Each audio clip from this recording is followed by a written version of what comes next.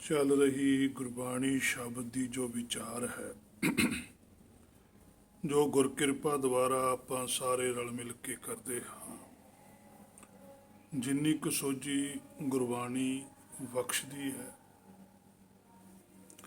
ਉਨੀ ਕੁ ਵਿਚਾਰ ਆਪਾਂ ਸਾਰੇ ਰਲ ਕੇ ਕਰਦੇ ਹਾਂ।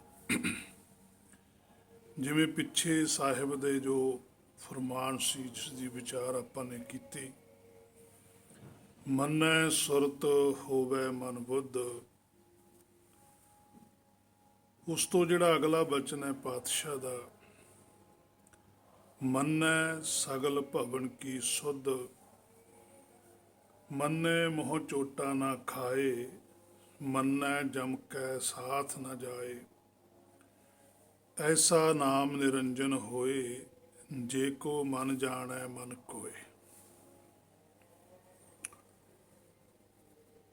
ਹੁਣ ਇੱਥੇ ਪਾਤਸ਼ਾਹ ਨੇ ਬਚਨ ਲਿਖਿਆ, ਮੰਨੈ ਸਗਲ ਭਵਨ ਕੀ ਸੁਧ। ਆਮ ਜੋ ਸਨਾਤਨ ਮਤ ਦੇ ਗ੍ਰੰਥ ਨੇ, ਉਹਨਾਂ ਵਿੱਚ ਤਿੰਨ ਭਵਨਾਂ ਦੀ ਗੱਲ ਆਉਂਦੀ ਹੈ। ਗੁਰਬਾਣੀ ਦੇ ਅੰਦਰ ਵੀ ਆਉਂਦੀ ਹੈ ਕਿ ਤਿੰਨ ਭਵਨ ਨੇ। ਤਿੰਨ ਭਵਨਾਂ ਦੇ ਵਿੱਚ ਇੱਕ ਜੋਤੀ ਹੈ, ਭਾਵ ਕਿ ਆਤਮਾ ਹੈ, ਜੋ ਤਿੰਨੇ ਭਵਨਾਂ ਦੇ ਵਿੱਚ ਯਾਤਰਾ ਕਰਦੀ ਹੈ। ਪਰ ਇੱਥੇ ਪਾਤਸ਼ਾਹ ਨੇ ਬਚਨ ਲਿਖ ਦਿੱਤਾ ਕਿ ਸਗਲ ਭਵਨ ਕੀ ਸੁਧ, ਕਿ ਜਿੰਨੇ ਵੀ ਭਵਨ ਨੇ, ਭਾਵ ਕਿ ਭਵਨ ਬੇਅੰਤ ਨੇ, ਜਿੱਥੇ ਜਿੱਥੇ ਵੀ ਜੀਵਨ ਹੈ ਉਹ ਭਵਨ ਹੈ।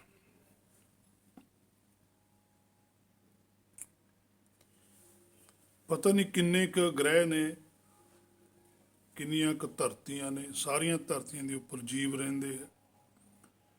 ਹਰ ਇੱਕ ਜੀਵ ਹਰ ਇੱਕ ਧਰਤੀ ਦੇ ਉੱਪਰ ਤਿੰਨ ਭਵਨਾਂ ਦੇ ਵਿੱਚ ਸਰਕਲ ਕਰਦਾ ਹੈ।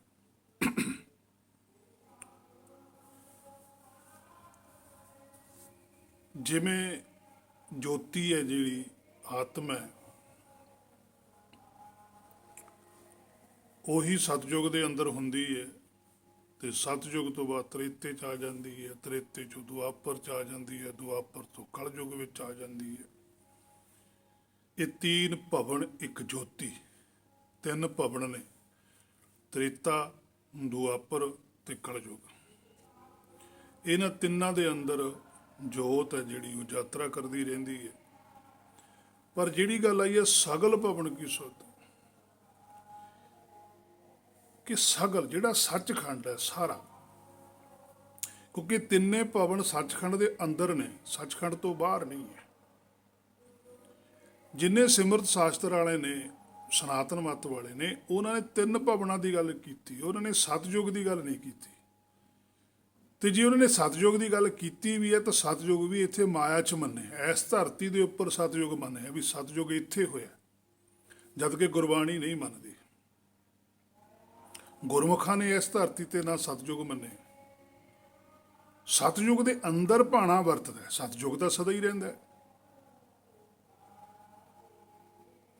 ਭਵ ਸਾਗਰ ਸੁਖ ਸਾਗਰ ਮਾਹੀ, ਇਹ ਜਿਹੜਾ ਭਵ ਸਾਗਰ ਹੈ ਸੁਖ ਸਾਗਰ ਦੇ ਅੰਦਰ ਹੈ। ਉਹਦੇ ਅੰਦਰ ਤਿੰਨ ਜਿਹੜੀਆਂ ਜੋਤ ਹੈ, ਉਹਦੀਆਂ ਤਿੰਨ ਅਵਸਥਾਵਾਂ ਘਟਦੀਆਂ ਨੇ। ਜਦੋਂ ਤ੍ਰੇਤੇ ਵਿੱਚ ਰਹਿੰਦੀ ਹੈ ਉਦੋਂ ਭਰਮ 'ਚ ਰਹਿੰਦੀ ਹੈ, ਦੁਆਪਰ ਦੇ ਵਿੱਚ ਆ ਕੇ ਉਸ ਭਰਮ ਨੂੰ ਦੂਰ ਕਰਨ ਵਾਸਤੇ ਸਰੀਰ ਧਾਰਨ ਕਰਦੀ ਹੈ, ਤੇ ਕਲਯੁਗ ਦੇ ਵਿੱਚ ਆ ਕੇ ਉਸ ਭਰਮ ਨੂੰ ਖਤਮ ਕਰਨ ਵਾਸਤੇ ਗੁਰਪ੍ਰਸਾਦ ਦੀ ਲੋੜ ਹੈ। ਤੇ ਜਦੋਂ ਗੁਰਪ੍ਰਸਾਦ ਪ੍ਰਾਪਤ ਕਰ ਲੈਂਦੀ ਹੈ, ਪੂਰਾ ਸੋਝੀ ਪ੍ਰਾਪਤ ਕਰ ਲੈਂਦੀ ਹੈ, ਫਿਰ ਇਹ ਵਾਪਸ ਸਤਿਯੁਗ ਵਿੱਚ ਹੁੰਦੀ ਹੈ। ਸੋ ਉਹਨਾਂ ਨੇ ਤਿੰਨੇ ਭਵਨਾਂ ਤੱਕ ਹੀ ਰੱਖਿਆ। ਪਰ ਪਾਤਸ਼ਾਹ ਨੇ ਕਿਹਾ, ਕਿਉਂਕਿ ਹੁਣ ਪਾਤਸ਼ਾਹ ਤਾਂ ਹੈ ਹੀ ਸੱਚਖੰਡ ਦੇ ਅੰਦਰ, ਇਹਨਾਂ ਨੂੰ ਤਾਂ ਸਾਰਾ ਹੀ ਪਤਾ ਵੀ ਸੱਚਖੰਡ 'ਚੋਂ ਜੋਤ ਕਿਵੇਂ ਆਈ, ਆਤਮਾਵਾਂ ਸੱਚਖੰਡ 'ਚੋਂ ਬਾਹਰ ਕਿਵੇਂ ਆਈਆਂ। ਸਵਾਲ ਇਹ ਹੈ ਕਿ ਤ੍ਰੇਤੇ 'ਚ ਕਿਵੇਂ ਆਉਂਦੀ ਹੈ, ਦੁਆਪਰ 'ਚ ਕਿਵੇਂ ਆਉਂਦੀ ਹੈ, ਕਲਯੁਗ 'ਚ ਕਿਵੇਂ ਆਉਂਦੀ ਹੈ। ਕੀ ਕਾਰਨ ਹੋਇਆ ਕਿ ਆਤਮਾ ਸੱਚਖੰਡ 'ਚੋਂ ਬਾਹਰ ਆਈ? ਕੋਈ ਕਾਰਨ ਤਾਂ ਹੈ ਨਾ। ਕੋਈ ਕਾਰਨ ਹੈ ਜਿਹੜਾ ਬਿਮਾਰ ਹੁੰਦਾ ਬੰਦਾ, ਕੋਈ ਕਾਰਨ ਹੈ ਜਿਹਨੂੰ ਜੇਲ੍ਹ ਹੁੰਦੀ ਹੈ, ਕੋਈ ਕਾਰਨ ਹੈ ਜਿਹਨੂੰ ਦੇਸ਼ ਨਿਕਾਲਾ ਦਿੱਤਾ ਜਾਂਦਾ ਹੈ। ਕਾਰਨ ਤੋਂ ਬਿਨਾਂ ਨਹੀਂ ਦਿੱਤਾ ਜਾਂਦਾ। ਸੋ ਇਸੇ ਕਰਕੇ ਗੁਰਬਾਣੀ ਦੇ ਅੰਦਰ ਵੀ ਪਾਤਸ਼ਾਹ ਨੇ ਕਾਰਨ ਲਿਖਿਆ, ਰੋਵੈ ਰਾਮ ਨਿਕਾਲਾ ਪਿਆ। ਕੋਈ ਕਾਰਨ ਬਣਿਆ ਜਿਹਦੇ ਕਰਕੇ ਰਾਮ ਨੂੰ ਬਾਹਰ ਕੱਢਿਆ। ਸੀਤਾ ਲਖਮਣ ਵਿਛੜ ਗਿਆ, ਇਹ ਕਾਰਨ ਸੀ। ਉਹਨੇ ਆਪਣੀ ਸੀਤਾ, ਆਪਣੀ ਬੁੱਧੀ, ਤੇ ਲਖਮਣ ਆਪਣਾ ਮਨ, ਆਪਣਾ ਧਿਆਨ ਬਾਹਰ ਕੱਢਿਆ।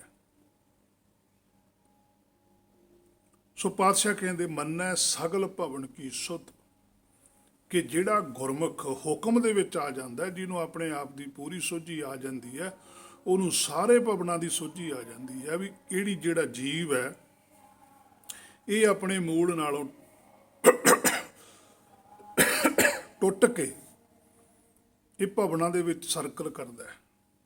ਜਦੋਂ ਇਹ ਜੀਵ ਆਪਣੇ ਮੂਲ ਨਾਲ ਜੁੜ ਜਾਂਦਾ, ਉਸ ਦੇ ਹੁਕਮ ਨੂੰ ਮੰਨ ਲੈਂਦਾ, ਉਹਦੇ ਹੁਕਮ ਅਨੁਸਾਰ ਚੱਲਦਾ, ਫਿਰ ਇਹਨੂੰ ਸਾਰੇ ਭਵਨਾਂ ਦੀ ਸੋਝੀ ਹੁੰਦੀ ਹੈ ਕਿ ਕਿਹੜੇ ਕਿਹੜੇ ਭਵਨ 'ਚ ਜੋਤੀ ਆਈ, ਕਿਹੜਾ ਕਿਹੜਾ ਸਰੀਰ ਧਾਰਿਆ, ਉਹਨਾਂ ਸਰੀਰਾਂ ਦੇ ਅੰਦਰ ਕਿਹੋ ਜਿਹੀ ਅਵਸਥਾ ਸੀ ਜੋਤ ਦੀ, ਉਹ ਸਾਰਾ ਕੁਝ ਗੁਰਮੁਖਾਂ ਨੂੰ ਪਤਾ ਹੁੰਦਾ ਹੈ। ਤਾਂ ਹੀ ਪਾਤਸ਼ਾਹ ਨੇ ਲਿਖਿਆ ਨਾ, ਕਈ ਜਨਮ ਭੈ ਕੀਟ ਪਤੰਗਾ, ਕਈ ਜਨਮ ਗਾ ਜ਼ਮੀਨ ਕਰੰਗਾ। ਸਾਰਾ ਕੁਝ ਪਾਤਸ਼ਾਹ ਨੇ ਹੇ ਮੇਰੇ ਮਨਾ ਗੁਰਬਾਣੀ ਦੇ ਅੰਦਰ ਸੋਝੀ ਬਖਸ਼ੀ ਹੈ। ਸੋ ਆਪਾਂ ਗੁਰਬਾਣੀ 'ਚੋਂ ਹੋਰ ਵੀ ਦੇਖਦੇ ਹਾਂ ਵੀ ਸਗਲ ਭਵਨ ਕੀ ਸੁਧ, ਵੀ ਜਿਹੜੀ ਸਾਰੇ ਭਵਨਾਂ ਦੀ ਸੁਧ ਹੁੰਦੀ ਹੈ ਸੋਝੀ। ਇੱਕ ਵਚਨ ਹੈ, ਹੁਕਮ ਇੱਕੋ ਹੀ ਹੈ, ਜੋਤ ਵੀ ਇੱਕੋ ਹੀ ਹੈ। ਜੋਤ ਨੂੰ ਆਪਣੇ ਆਪ ਦੀ ਸੋਝੀ ਆਈ ਹੈ। ਅੰਗ 346 ਉੱਪਰ ਪਾਤਸ਼ਾਹ ਕਹਿੰਦੇ ਆ, ਸਗਲ ਭਵਨ ਕੇ ਨਾਇਕਾ ਇੱਕ ਛਿਨ ਦਰਸ਼ ਦਿਖਾਏ ਜੀ, ਮਲਨ ਭਈ ਮਤ ਮਾਧਵਾ ਤੇਰੀ ਗਤ ਲਖੀ ਨਾ ਜਾਏ। ਸਗਲ ਭਵਨ ਕੇ ਨਾਇਕਾ, ਹੁਣ ਸਗਲ ਭਵਨ ਦਾ ਨਾਇਕ ਕੌਣ ਹੈ? ਉਹ ਹੈ ਹੁਕਮ। ਸਗਲ ਭਵਨ, ਸਾਰੇ ਸੱਚਖੰਡ ਦਾ ਜਿਹੜਾ ਨਾਇਕ ਹੈ, ਖਸਮ ਹੈ, ਉਹ ਹੁਕਮ ਹੈ। ਉਸ ਹੁਕਮ ਦੀ ਸੋਝੀ ਹੈ ਜਿਹੜੀ ਇੱਕ ਛਿਨ ਦਰਸ਼ ਦਿਖਾਏ ਜੀ। ਹੁਣ ਇੱਕ ਛਿਨ ਦਰਸ਼ਨ ਹੋਣਾ, ਭਾਵ ਕਿ ਇੱਕ ਸਕਿੰਟ, ਇੱਕ ਪਲਕ ਲਈ ਸੋਝੀ ਆਉਣ ਦੀ ਦੇਰ ਹੈ। ਕਿੰਨਾ ਕੁ ਟਾਈਮ ਲੱਗਦਾ ਇੱਕ ਛਿਨ ਨੂੰ? ਆ ਮਨੁੱਖਾ ਤਨ ਦੇ ਅੰਦਰ ਸਮਾਂ, ਉਸ ਇੱਕ ਛਿਨ ਨੂੰ ਪ੍ਰਾਪਤ ਕਰਨ ਵਾਸਤੇ ਗੁਰਬਾਣੀ ਅਨੁਸਾਰ ਚੱਲਣਾ ਪੈਂਦਾ। ਜਦੋਂ ਸੁਰਤ ਗੁਰਬਾਣੀ ਦੇ ਅਨੁਸਾਰ ਚੱਲਦੀ ਹੈ ਤਾਂ ਇੱਕ ਛਿਨ ਮਿਲ ਜਾਂਦਾ ਹੈ। ਉਸ ਇੱਕ ਛਿਨ ਦੇ ਨਾਲ ਹੀ ਪੂਰੀ ਪ੍ਰਾਪਤੀ ਹੋਣੀ। ਹੁਣ ਇਸੇ ਗੱਲ ਨੂੰ ਉੱਥੇ ਲਿਖਿਆ ਪਾਤਸ਼ਾਹ ਨੇ ਕਿ ਧੁਰ ਕੀ ਬਾਣੀ ਆਈ ਤਿਨੀ ਸਗਲੀ ਚਿੰਤ ਮਿਟਾਈ। ਉੱਥੇ ਸਗਲੀ ਚਿੰਤ ਲਿਖਤਾ, ਇੱਥੇ ਇੱਕ ਛਿਨ ਦਰਸ਼ ਦਿਖਾਏ ਜੀ ਲਿਖਤਾ। ਇੱਕ ਹੋ ਜਾਂਦਾ ਜੀਵ, ਜਦੋਂ ਇੱਕ ਹੁੰਦਾ ਤਾਂ ਛਿਨ ਦੇ ਵਿੱਚ ਇੱਕ ਸਕਿੰਟ ਲੱਗਦਾ, ਫਿਰ ਇਹਨੂੰ ਦਰਸ਼ਨ ਵੀ ਹੋ ਜਾਂਦਾ। ਜਿਵੇਂ ਇੱਕ ਦਾਣਾ ਇੱਕ ਵੇੜ ਧਰਤੀ 'ਚ ਬੀਜਿਆ ਜਾਵੇ ਤੇ ਉਹਨੂੰ ਸੰਭਾਲਿਆ ਜਾਵੇ ਤਾਂ ਉਹਦੇ ਵਿੱਚੋਂ ਦਾਣਾ ਚੋਂ ਬੀਜ ਬੂਟਾ ਪ੍ਰਗਟ ਹੋ ਜਾਂਦਾ ਹੈ। ਇਸੇ ਤਰ੍ਹਾਂ ਹੇ ਮੇਰੇ ਮਨਾ, ਤੇਰੇ ਅੰਦਰ ਜਿਹੜੀ ਗੁਰਬਾਣੀ ਹੈ ਇਹ ਸੋਝੀ ਪੈਦਾ ਕਰਦੀ ਹੈ ਕਿ ਤੂੰ ਇੱਕ ਹੋ। ਜਦ ਤੂੰ ਇੱਕ ਹੋਵੇਂਗਾ ਤੇਰੇ ਅੰਦਰੋਂ ਵੀ ਹੁਕਮ ਨੇ ਪ੍ਰਗਟ ਹੋ ਜਾਣਾ ਹੈ। ਉਹ ਜਿਹੜਾ ਹੁਕਮ ਤੇਰੇ ਹਿਰਦੇ 'ਚੋਂ ਪ੍ਰਗਟ ਹੋਣਾ ਉਹ ਹੈ ਸਗਲ ਭਵਨ ਕੇ ਨਾਇਕਾ। ਉਹਦੀ ਗੱਲ ਪਾਤਸ਼ਾਹ ਨੇ ਆਖੀ ਹੈ, ਮੰਨੈ ਸਗਲ ਭਵਨ ਕੀ ਸੁਧ। ਅੰਗ 596 ਉੱਪਰ ਵੀ ਪਾਤਸ਼ਾਹ ਕਹਿੰਦੇ ਆ, ਪੁੜ ਧਰਤੀ ਪੁੜ ਪਾਣੀ ਆਸਣ ਚਾਰ ਕੁੰਟ ਚੌਵਾਰਾ, ਸਗਲ ਭਵਨ ਕੀ ਮੂਰਤ ਏਕਾ ਮੁਖ ਤੇਰਾ ਟਕਸਾਲਾ। ਪੁੜ ਧਰਤੀ ਪੁੜ ਪਾਣੀ ਆਸਣ ਚਾਰ ਕੁੰਟ ਚੌਵਾਰਾ।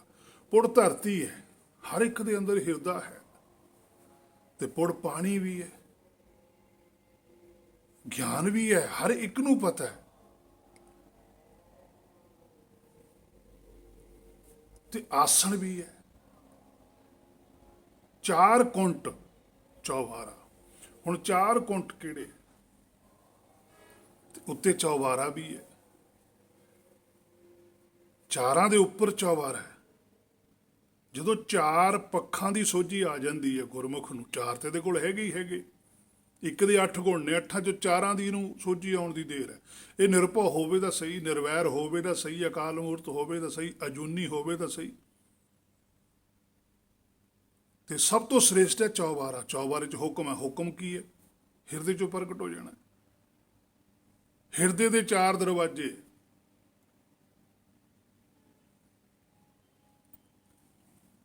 ਤਿੰਨ ਹੈ ਸਰੀਰ ਦੇ ਨੇ, ਅੱਖਾਂ, ਨਾਸਕਾ ਤੇ ਕੰਨ, ਤੇ ਚੌਥਾ ਹੈ ਜਿਹੜਾ ਹਿਰਦਾ, ਜਿੱਥੋਂ ਬੈਠਾ ਦੇਖਦਾ ਹੈ।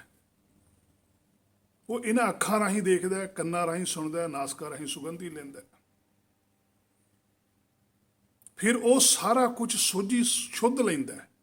ਹੁਣ ਮਾਇਆ ਦੀ ਲੈਂਦਾ ਹੈ, ਫਿਰ ਆਪਣੇ ਆਪ ਦੀ ਜਾਣਕਾਰੀ ਲੈਣ ਲੱਗ ਜਾਂਦਾ ਹੈ। ਲੈਣ ਵਾਲਾ ਉਹੀ ਜੀਵ ਹੈ। ਸਗਲ ਭਵਨ ਕੀ ਮੂਰਤ ਏਕਾ।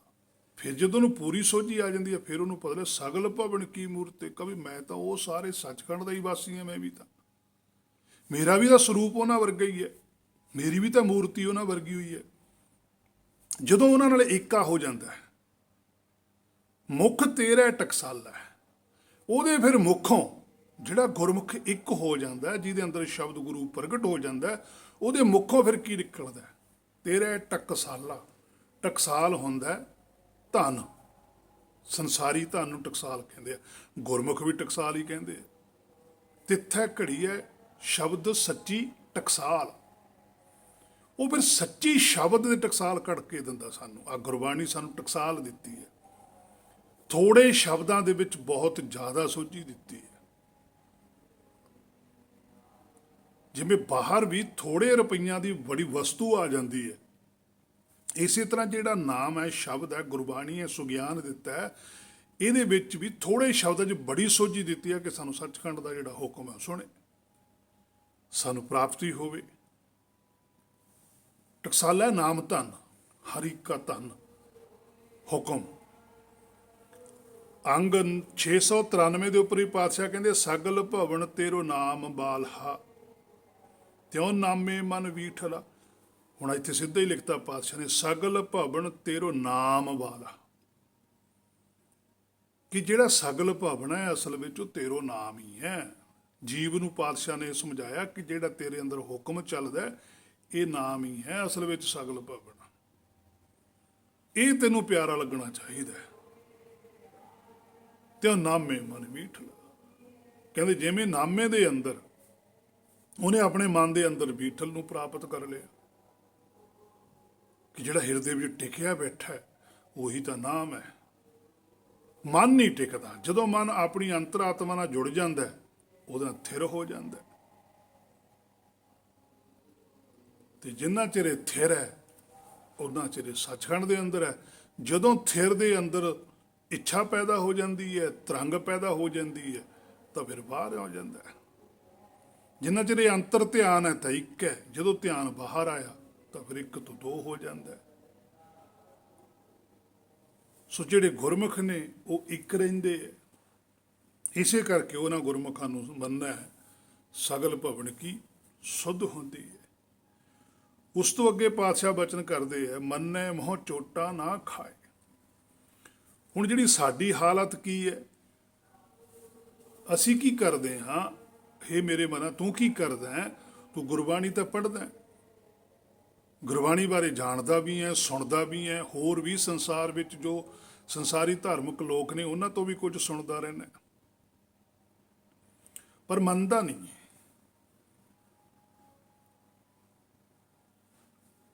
ਅਸੀਂ ਕਬੂਲ ਨਹੀਂ ਕਰਦਾ ਤੂੰ ਗੁਰਬਾਣੀ ਨੂੰ। ਜਿੰਨਾ ਚਿਰ ਤੂੰ ਗੁਰਬਾਣੀ ਨੂੰ ਕਬੂਲ ਨਹੀਂ ਕਰਦਾ, ਗੁਰਬਾਣੀ ਨੂੰ ਮੰਨਦਾ ਨਹੀਂ, ਉਨਾ ਚਿਰ ਤਾਂ ਫਿਰ ਚੋਟਾਂ ਪੈਣਗੀਆਂ। ਇੱਥੇ ਉਹਨਾਂ ਦੀ ਗੱਲ ਹੈ, ਮੰਨੇ ਮੋਹ ਚੋਟਾਂ ਨਾ ਖਾਏ। ਜਿਹੜੇ ਮੰਨਦੇ ਨੇ, ਜਿਹੜੇ ਗੁਰਬਾਣੀ ਦੀ ਗੱਲ ਮੰਨਦੇ ਨੇ, ਉਹਨਾਂ ਦੀ ਜਿਹੜੀ ਆਤਮਾ ਹੈ ਉਹਨੂੰ ਦੁਬਾਰਾ ਸਰੀਰ ਨਹੀਂ ਧਾਰਨੇ ਪੈਂਦੇ।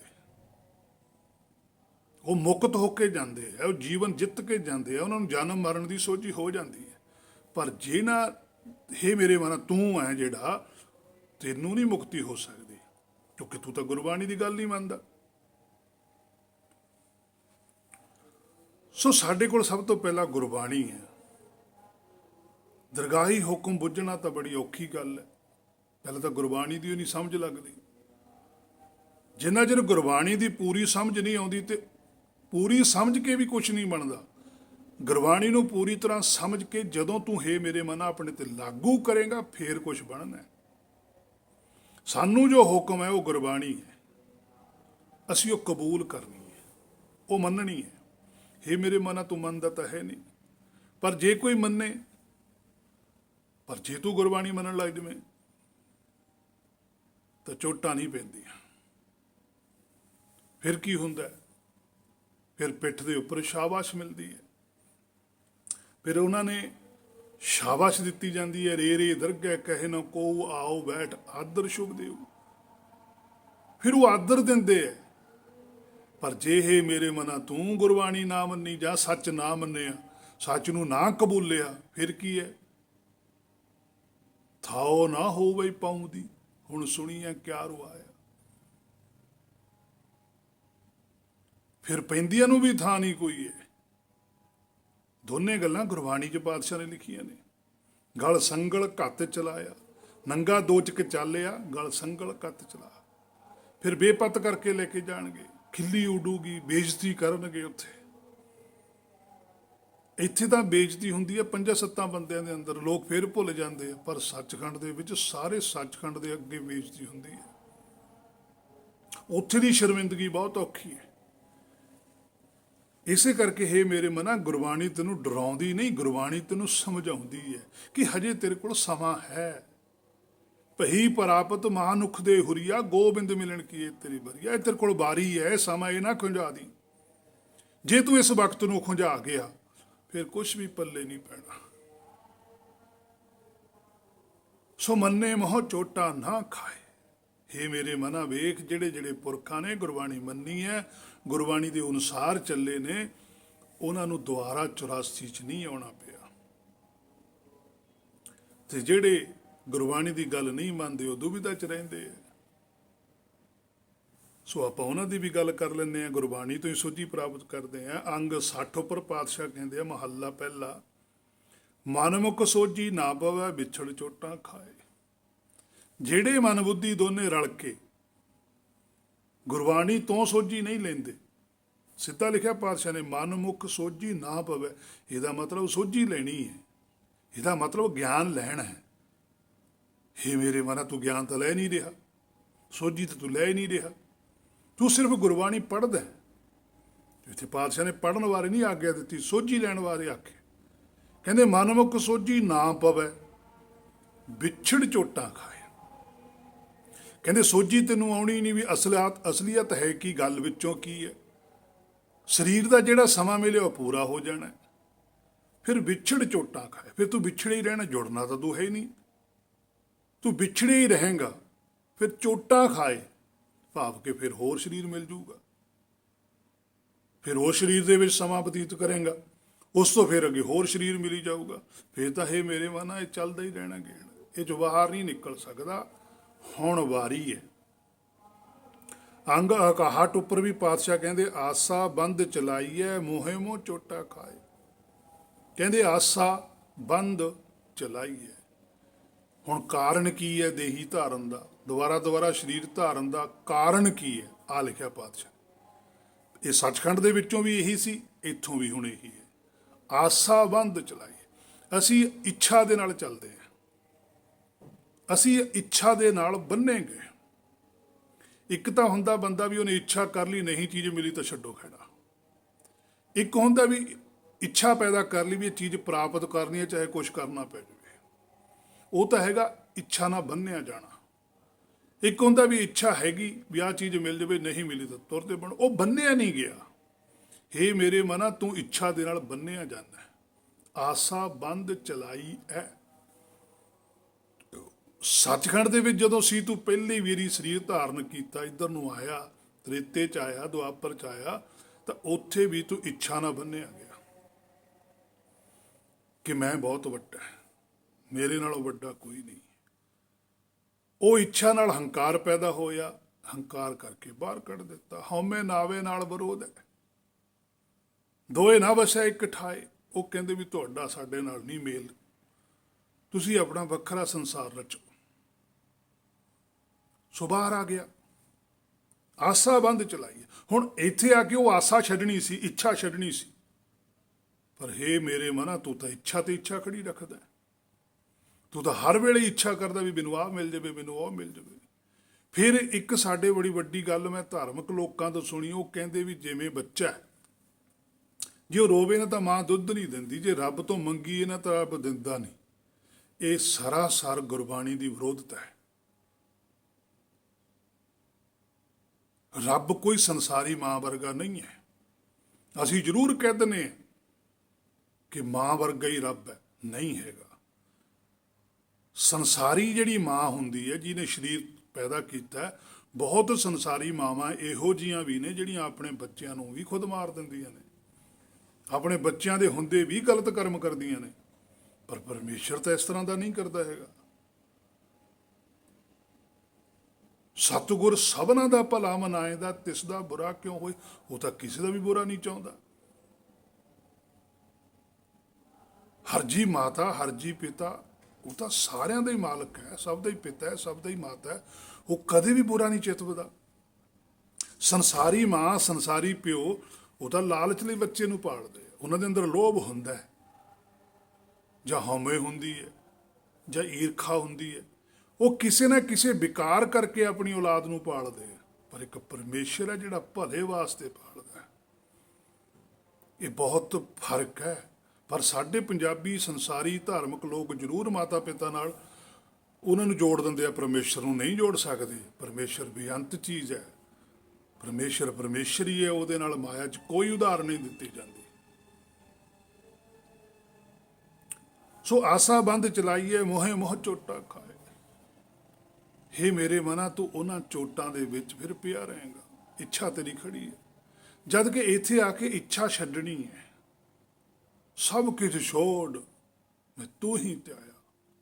ਆਪਣਾ ਆਪਾ ਗਵਾਉਣਾ ਹੈ ਕਿ ਤੇਰੇ ਤੇ ਆਸ ਹੈ, ਜਿਵੇਂ ਤੈਨੂੰ ਠੀਕ ਲੱਗਦਾ ਬਸ ਤੂੰ ਕਰ। ਜੇ ਭਵ ਸਾਗਰ ਪਾਰ ਕਰਨਾ ਤੇ ਜੇ ਭਵ ਸਾਗਰ ਵਿੱਚ ਹੀ ਰਹਿਣਾ, ਫਿਰ ਤਾਂ ਚੱਲਦੀਆਂ ਨੇ ਗੱਲਾਂ।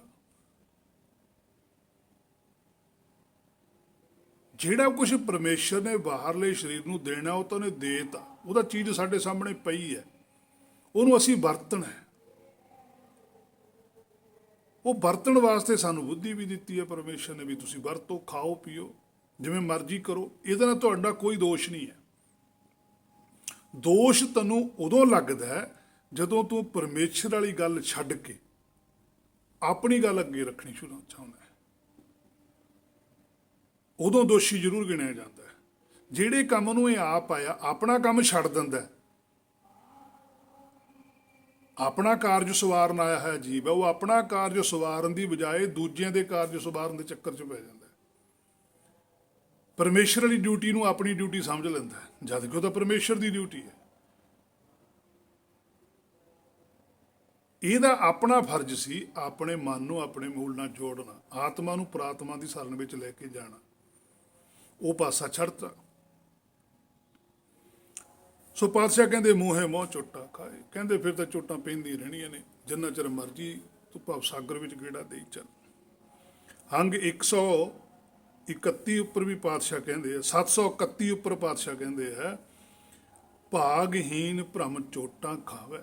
ਉਹ ਭਾਗਹੀਨ ਹੋ ਜਾਂਦਾ, ਉਹਦਾ ਹਿਰਦਾ ਜਿਹੜਾ ਉਹ ਫੈਲਦਾ ਨਹੀਂ ਹੈ, ਉਹਦੀ ਸੁਰਤ ਵਿਸ਼ਾਲ ਨਹੀਂ ਹੁੰਦੀ, ਉਹ ਸੁੰਗੜ ਕੇ ਰਹਿ ਜਾਂਦੀ ਹੈ, ਉਹ ਸੀਮਤ ਹੋ ਜਾਂਦਾ। ਜਿਵੇਂ ਅਸੀਂ ਵੀ ਅੱਜ ਸਿੱਖ ਕੌਮ ਤੱਕ ਸੀਮਤ ਹੋ ਗਏ। ਅਸੀਂ ਵੀ ਇੱਕ ਗੁਰੂ ਗ੍ਰੰਥ ਸਾਹਿਬ ਨੂੰ ਆਪਣਾ ਮੰਨ ਕੇ ਬੈਠ ਗਏ, ਜਦ ਕਿ ਅਸੀਂ ਤਾਂ ਲੋਕਾਂ ਨੂੰ ਜਾ ਜਾ ਕੇ ਦੱਸਣਾ ਸੀ ਵੀ ਗੁਰੂ ਗ੍ਰੰਥ ਸਾਹਿਬ ਜੀ ਸਾਡਾ ਨਹੀਂ ਹੈ, ਆਪਣਾ ਸਾਰਿਆਂ ਦਾ ਹੀ ਹੈ। ਤੁਸੀਂ ਵੀ ਇਹਨਾਂ ਦੇ ਸੇਵਕ ਹੋ, ਤੁਸੀਂ ਵੀ ਇਸ ਗੁਰਬਾਣੀ ਤੋਂ ਸੋਝੀ ਪ੍ਰਾਪਤ ਕਰੋ। ਕੱਲੇ ਕੱਲੇ ਨੂੰ ਜਾ ਜਾ ਕੇ ਸਮਝਾਉਣਾ ਸੀ, ਪਰ ਅਸੀਂ ਤੇ ਇੱਕ ਥਾਂ ਤੇ ਬਾਉਂਡ ਕਰ ਲਿਆ। ਦੂਜਿਆਂ ਨੂੰ ਅਸੀਂ ਨਫ਼ਰਤ ਕਰਨ ਲੱਗ ਗਏ। ਨਫ਼ਰਤ ਨਹੀਂ ਕਦੇ ਵੀ ਕਿਸੇ ਨੂੰ ਕਰੀਦੀ। ਜੇ ਕਿਸੇ ਵਿੱਚ ਕੋਈ ਔਗਣ ਹੈ, ਉਹਦਾ ਔਗਣ ਵੀ ਉਨਾ ਹੀ ਦੱਸੋ ਜਿੰਨਾ ਹੈ। ਜੇ ਉਹਦੇ ਵਿੱਚ ਗੁਣ ਹੈ ਤਾਂ ਉਹਦਾ ਗੁਣ ਵੀ ਦੱਸੋ ਨਾਲ। ਜੇ ਕੋਈ ਵਿਅਕਤੀ ਕਿਸੇ ਗੱਲੋਂ ਗਲਤ ਜਾ ਰਿਹਾ, ਤੁਹਾਨੂੰ ਸੋਝੀ ਵਾਹਿਗੁਰੂ ਨੇ ਦਿੱਤੀ ਹੈ, ਤਾਂ ਤੁਸੀਂ ਉਹਨੂੰ ਇਹ ਦੱਸੋ ਵੀ ਤੂੰ ਇੱਥੋਂ ਥੋੜ੍ਹਾ ਜਿਹਾ ਗਲਤ ਲੱਗਦਾ ਹੈ। ਨਫ਼ਰਤ ਭਰੀ ਦ੍ਰਿਸ਼ਟੀ ਨਾਲ ਨਾ ਦੱਸੋ, ਪ੍ਰੇਮ ਭਰੀ ਦ੍ਰਿਸ਼ਟੀ ਨਾਲ ਦੱਸੋ, ਪ੍ਰੇਮਾ ਭਗਤੀ ਦੇ ਤੌਰ ਤੇ ਉਹਨੂੰ ਦੱਸੋ ਕਿ ਗੁਰਬਾਣੀ ਨਹੀਂ ਇਸ ਤਰ੍ਹਾਂ ਦੀ ਆਗਿਆ ਦਿੰਦੀ, ਪਰ ਤੂੰ ਗੁਰਬਾਣੀ ਦੀ ਓਟ ਥੱਲੇ ਕੁਝ ਕਰਦਾ, ਪਰ ਗੁਰਬਾਣੀ ਇਸ ਗੱਲ ਦੀ ਆਗਿਆ ਨਹੀਂ ਦਿੰਦੀ। ਆਪਣੇ ਆਪ ਨੂੰ ਥੋੜ੍ਹਾ ਜਿਹਾ ਬਾਅਦ 'ਚ ਸਮਝ, ਸਮਾਂ ਤੇਰੇ ਕੋਲ ਬਹੁਤ ਥੋੜਾ ਹੈ। ਪਾਤਸ਼ਾਹੀਆਂ ਨੇ ਜਾ ਜਾ ਕੇ ਉਹਨਾਂ ਧਾਰਮਿਕ ਆਗੂਆਂ ਨੂੰ ਇਹੀ ਗੱਲਾਂ ਆਖੀਆਂ ਸੀ ਵੀ ਜੋ ਕੁਝ ਤੁਸੀਂ ਧਰਮ ਦੇ ਨਾਂ ਤੇ ਕਰਦੇ ਹੋ ਇਹ ਅਸਲ ਵਿੱਚ ਸਹੀ ਨਹੀਂ ਹੈ, ਇਹ ਤੁਸੀਂ ਗਲਤ ਕਰਦੇ ਹੋ, ਸਹੀ ਆਹ ਚੀਜ਼ ਹੈ। ਹੁਣ ਜੇ ਕਿਸੇ ਨੂੰ ਸਹੀ ਦੱਸੇ ਤੇ ਵੀ ਕੋਈ ਨਾ ਕਰੇ, ਉਹਦਾ ਤਾਂ ਜਵਾਬ ਦੇ ਫਿਰ ਉਹ ਹੈ। ਇਸੇ ਕਰਕੇ ਪਾਤਸ਼ਾਹ ਨੇ ਲਿਖਿਆ ਭਾਗਹੀਣ। ਉਹਨਾਂ ਦਾ ਭਾਗ ਹੈ ਨਾ, ਜਿਹੜਾ ਹਿਰਦਾ ਹੈ, ਜਿਹੜੀ ਸੋਚ ਹੈ, ਉਹ ਬਹੁਤ ਸੀਮਤ ਹੋ ਕੇ ਰਹਿ ਜਾਂਦੀ ਹੈ, ਫਿਰ ਭਰਮ 'ਚ ਪੈ ਜਾਂਦੀ ਹੈ। ਭਰਮ ਹਮੇਸ਼ਾ ਹੀ ਸੁੰਗੜਨ ਦਿੰਦਾ, ਇਕੱਠਾ ਕਰ ਦਿੰਦਾ, ਤੇ ਜਿਹੜੀ ਗੁਰਪ੍ਰਸਾਦ ਹੈ ਉਹ ਫੈਲਦਾ।